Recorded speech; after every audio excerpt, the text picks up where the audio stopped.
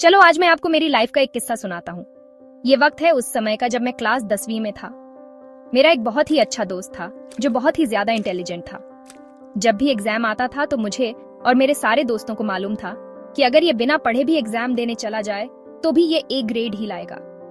वो इतना इंटेलिजेंट था कि अगर teacher out of the topic भी कोई सवाल कर दे तो उसको सवाल का जवाब मालूम होता था।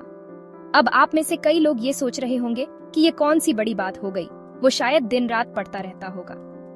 लेकिन इंटरेस्टिंग फैक्ट तो ये है कि वो ज्यादा पढ़ता भी नहीं था, हमारे साथ ही वीडियो गेम्स खेलता रहता था।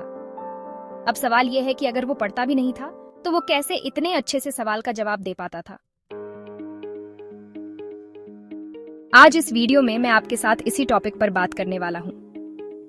आप शायद सर रिचर्ड फेनमैन को जानते होंगे जो 20th सेंचुरी के सबसे ब्रिलियंट फिजिसिस्ट में से एक थे।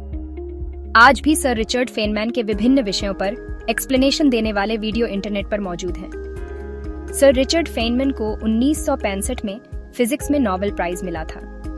वे इतने अच्छे शिक्षक थे कि मुश्किल से मुश्किल फिजिक्स की बातें भी वे लोगों को आसानी से समझा देते थे। भले ही लोग फिजिक्स के बारे में कुछ न जानते हों, फिर भी वे उनके व्याख्यान सुनकर समझ जाते थे। अब फेनमैन के लर्निंग प्रोसेस के ऊपर कुछ टेक्निक्स हैं जिसे फेनमैन टेक्निक्स कहा जाता है। सर रिचर्ड फेनमैन का मानना था कि किसी विषय को गहराई से समझने के लिए कॉम्प्लेक्स शब्दों और सूत्रों का सहारा लेना जरूरी नहीं है।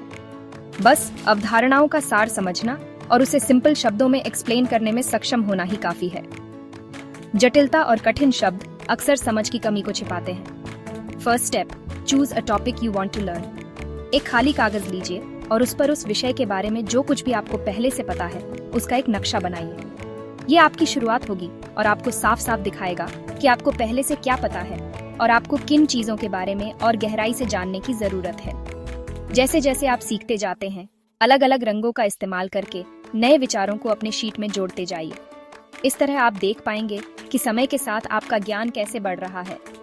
आप सचमुच में इसे बढ़ते हुए देख पाएंगे और जब आपको लगे कि आपने काफी कुछ सीख लिया है, तब आप खुद का टेस्ट ले सकते हैं। Second step, teach the topic to an 11-year-old child. क्या तुम एक 11 साल के बच्चे को अपनी योजना समझा सकते हो? उस उम्र के बच्चे को जटिल शब्दों का मतलब नहीं पता होता। तुम्हारी समझदारी इस बात से पता चलेगी कि तुम कितनी आसानी से समझा सकते हो।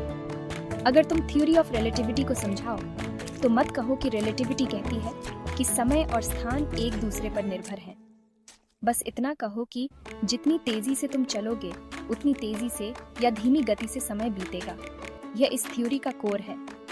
अगर तुम इसे इस तरह समझा नहीं सकते तो इसका मतलब है कि तुम्हें इस विषय की फंडामेंटल्स को और अच्छी तरह समझनी चाहिए। Third step, extract the essence. लिखने की प्रक्रिया से आपके आइडियाज रीऑर्डर होते हैं और स्पष्ट रूप से एक्सप्रेस होते हैं। एक स्पष्ट व्याख्या अच्छी समझ का सिम्टम है। जब आप सब कुछ लिख लेते हैं तो इसे फिर से पढ़ें जैसे आप इसे किसी बच्चे को समझा रहे हैं। अगर कुछ आपको समझ नहीं आता तो आप अपनी एक्सप्लेनेशन को और रिफाइन कर सकते हैं। इस प्रक्रिया को तब तक रिपीट करते रहिए जब तक कि आपके पास एक ऐसा शॉर्ट एक्सप्लेनेशन न हो जो आपको मेन एक्सप्लेनेशन की तरह ही समझ में आए, लेकिन कंडेंस्ड फॉर्म में। एक अच्छी तरह से किया गया शॉर्ट एक्सप्लेनेशन एक नैपकिन पर फिट हो जाता है। यही फेनमैन कॉलेज में अपने दोस्तों से हमेशा कहते थे। फेनमैन 3 शीट सारांश के साथ पढ़ाई शुरू करते थे, फिर इसे 2 शीट में समराइज्ड कर सकता था, फिर 1 शीट में, और एग्जाम के 1 दिन पहले उनके पास आधा शीट का एक्सप्लेनेशन होता था। जो चीज 3 शीट पर थी वह अब आधी शीट पर फिट हो गई। शीट पर जितना कम विवरण था उतना ही अच्छा था। जो नहीं लिखा गया था उसे फेनमैन ने पहले ही विषय की अच्छी समझ बना लिया था। उन्हें केवल एक सिंपल एक्सप्लेनेशन देखने की जरूरत थी ताकि वो पूरे विषय को विस्तार से याद कर सकूं, सरल से जटिल तक। बुद्धिमानों के लिए कुछ शब्द ही काफी हैं। Last but not the least, step 4, share what you have learned. आपने जो कुछ भी सीखा उससे किसी के आगे जाकर समझाइए। चाहे तो आप कोई प्लेटफॉर्म यूज कर सकते हैं इसके लिए। उसके बाद फीडबैक लीजिए, क्या आपके एक्सप्लेनेशन इफेक्टिव था इत्यादि। अगर आपके एक्सप्लेनेशन लोगों को पसंद आ रहा है तो आप अपने प्रोसेस को कहीं सेव करके रखिए और जब भी आप कोई नया चीज सीखेंगे तो उसी प्रोसेस को रिपीट करिए। इस वीडियो को लास्ट तक देखने के लिए धन्यवाद। आज के वीडियो के लिए बस इतना ही। अगर आपको यह वीडियो अच्छा लगा हो तो कृपया वीडियो को लाइक करके हमें सपोर्ट कीजिए। आगे और भी वीडियो देखने के लिए कृपया इस चैनल को सब्सक्राइब कीजिए। अगले वीडियो में मिलते हैं, तब तक के लिए अलविदा।